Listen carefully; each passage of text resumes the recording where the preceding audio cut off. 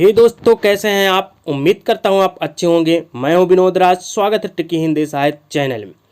दोस्तों, आज हम कक्षा 9 की हिंदी, यहाँ पर गलत लिखा है, क्षितिज भाग 1 के पाठ 9 को पढ़ने वाले हैं। ठीक है ना। एनसीईआरटी जो है हिंदी क्षितिज कक्षा 9 की भाग 1 को पढ़ने वाले हैं। ठीक है ना। तो आज हम पढ़ेंगे कक्षा 9 की हिंदी भाषा क्षितिज के पाठ 9 कबीर की साखी। ठीक है ना। कबीर की साखियाँ, उसके व्याख्या वाले भाग को समझेंगे। उससे पहले यदि आप मेरे चैनल ट्रिकी हिंदी साहित्य को सब्सक्राइब ना किया हो तो सब्सक्राइब कर दें, बेल आइकन प्रेस कर दें, जिससे आपको आने वाली वीडियो की नोटिफिकेशन मिलती रहे। वीडियो को लाइक करिए, कमेंट्स करिए, वीडियो को अपने दोस्तों तक शेयर जरूर करें।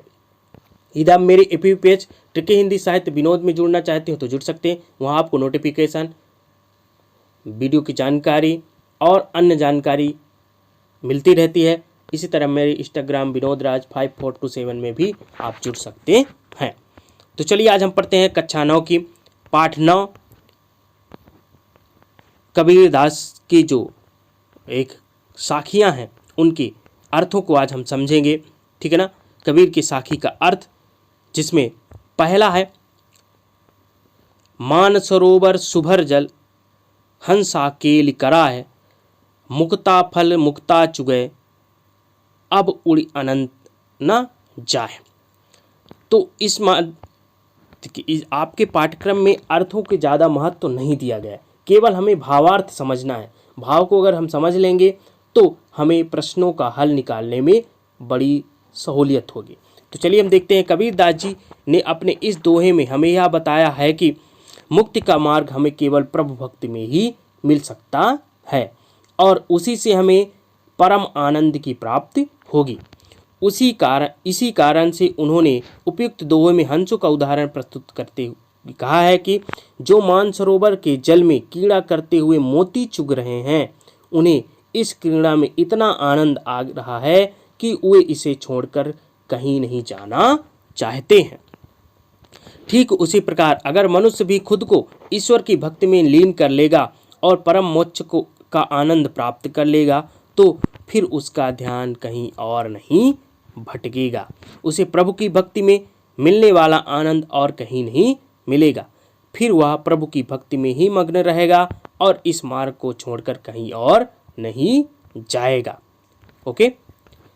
दूसरा इसी में है, प्रेमी ढूंढत मैं फिराऊं प्रेमी मिले न कोय, प्रेमी कौ प्रेमी मिले सब विष अमृत होए। प्रस्तुत साखियों में संत कबीरदास जी ने संसार में सच्चे भक्तों की कमी के बारे में बताया है। जो व्यक्ति प्रभु की सच्ची भक्ति करता है वह कभी भी दूसरे मनुष्य को उसकी जात, धर्म या काम के लिए नीचा नहीं समझता। वह सभी मनुष्यों को समान भावना से देखेगा और हर मनुष्य से एक समान प्रेम करेगा। कबीर के अनुसार जब दो सच्चे प्रभु भक्त आपस में मिलते हैं तो उनके बीच कोई भेदभाव, ऊंच नीच, क्लेश इत्यादि जैसी बुरी भावनाएं नहीं होती। साथ ही जब दो सच्चे भक्त एक दूसरे से मिलते हैं तो नीच जात, दूसरे धर्म या व्यक्ति या अछूत व्यक्ति भी प्रेम का पात्र बन जाता है। इस तरह पाप भी पुण्य में परिवर्तित हो जाता है। लेकिन आज की दुनिया में दो सच्चे भक्तों का मिलन होना बहुत ही दुर्लभ है। इसमें विष शब्द है, विष का अर्थ होता है जहर। तीसरा जो इसी में है, हस्ती चढ़िए ज्ञान को सहज दुलीचा डार, स्वान रूप संसार है भूकन दे झक मार। बहुत अच्छा ये उदाहरण है, दोहा है। कबीरदास जी ने प्रस्तुत पंक्तियों में संसार के द्वारा की जाने वाली निंदा की परवाह किए बिना ज्ञान के मार्ग पर चलने का संदेश दिया है। मतलब यह संसार क्या है, निंदा करने की है। मतलब इसमें निंदा करने वाले बहुत लोग हैं, लेकिन हमें ज्ञान के मार्ग पर ही चलना चाहिए। उनके अनुसार जब हाथी चलते हुए किसी गली मोहल्ले से गुजरता है तो गली के कुत्ते व्यर्थ ही भौंकना शुरू कर देते हैं।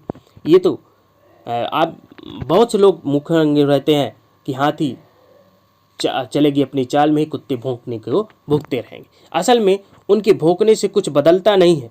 और हाथी उनके भौंकने की परवाह किए बिना स्वाभाविक रूप से सीधा अपने मार्ग में चलते जाता है। ठीक उसी प्रकार कवि चाहते हैं कि हम अपने ज्ञान रूपी हाथी पर सवार होकर इस समाज की निंदा की परवाह किए बिना निरंतर भक्ति के मार्ग पर चलते रहें।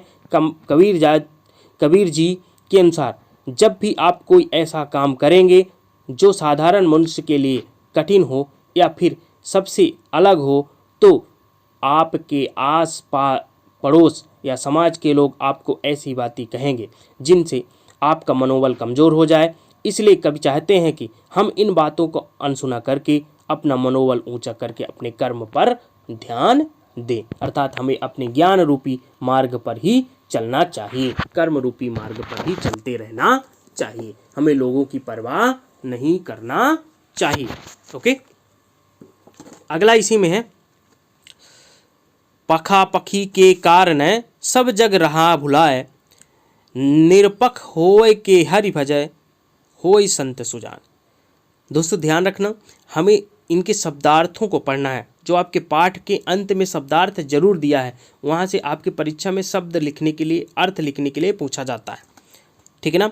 तो इस प्रस्तुत पंक्तियों में कबीरदास जी ने हमें एक दूसरे से तुलना की भावना को त्यागने का उपदेश दिया है। कवि के अनुसार बिना किसी द्वेष भाव के निष्पक्ष होकर प्रभु की भक्ति करना ही मोक्ष की प्राप्ति का एकमात्र मार्ग है।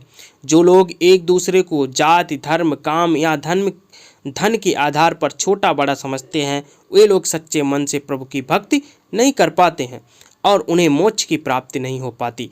इसलिए हमें इन भेद भावों से ऊपर उठकर निष्पक्ष मन से भगवान की भक्ति करनी होगी, तभी हमारा कल्याण हो सकता है।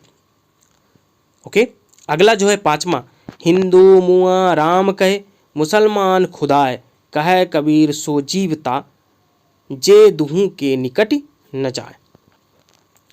अब देखिए, प्रस्तुत दोहे में कवि ने उस समय समाज में फैले हिंदुओं और मुस्लिमों के आपसी भेदभाव का वर्णन किया है। इसके बहुत अच्छा ये दोहा है, इसका अर्थ जरूर आप समझिएगा। कवि के अनुसार उस समय समाज में हिंदुओं तथा मुसलमानों में एक दूसरे के प्रति काफ़ी द्वेष था और वे एक दूसरे के धर्म से घृणा करते थे। हिंदू राम को महान समझते थे जबकि मुसलमान खुदा को, मगर दोनों राम और खुदा का नाम लेकर भी अपने ईश्वर को प्राप्त नहीं कर सके, क्योंकि उनके मन में प्रभु की भक्ति से ज़्यादा आपसी भेदभाव और नफरत की भावना मौजूद थी। यही उसी वजह से संत कबीरदास जी ने हमें यह उपदेश दिया कि हिंदू मुस्लिम दोनों एक हैं और राम खुदा दोनों ईश्वर के ही रूप हैं। इसलिए हमें आपसी भेदभाव को छोड़कर सर्वश्रेष्ठ ईश्वर, फिर चाहे वो राम हो या फिर खुदा, की भक्ति में लीन हो जाना चाहिए, तभी हम मोक्ष को प्राप्त कर पाएंगे।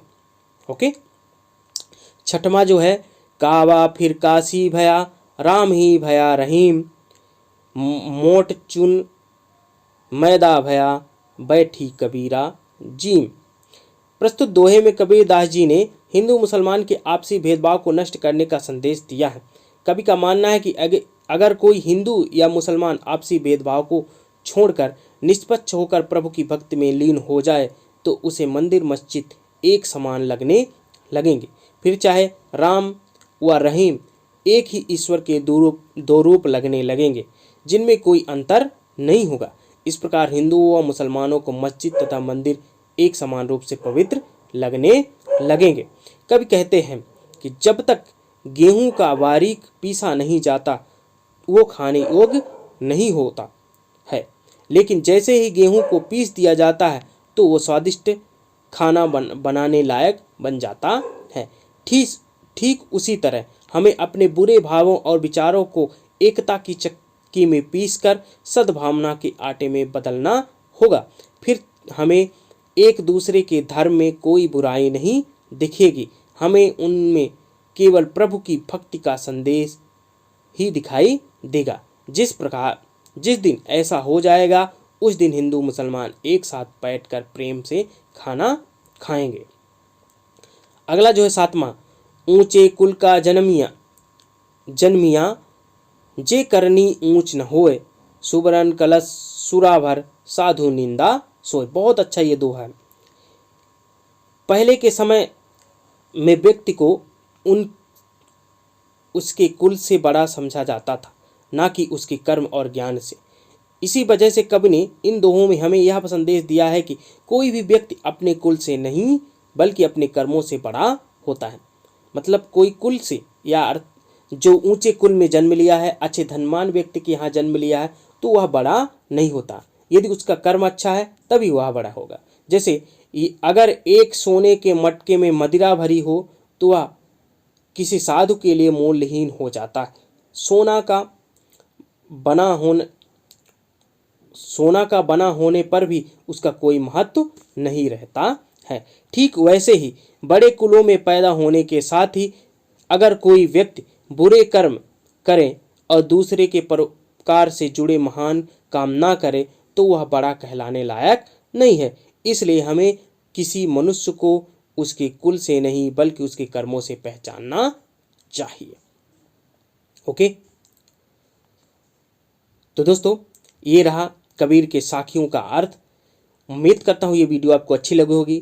कल हम इसके शब्द के पढ़ेंगे, इसके दूसरे भाग में का जो है उसकी व्याख्या पढ़ेंगे। तो आप ऐसे ही मेरे चैनल से बने रहिए। वीडियो अच्छी लगी हो तो लाइक ज़रूर करिएगा, कमेंट्स करिएगा। यदि आप चैनल में पहली बार हैं, चैनल को सब्सक्राइब ना किया हो तो सब्सक्राइब कर दें, बेल आइकन प्रेस कर दें, जिससे आपको आने वाली वीडियो की नोटिफिकेशन मिलती रहे। हम मिलते हैं नेक्स्ट वीडियो में, तब तक अपना ख्याल रखिए, स्वस्थ रहिए, धन्यवाद।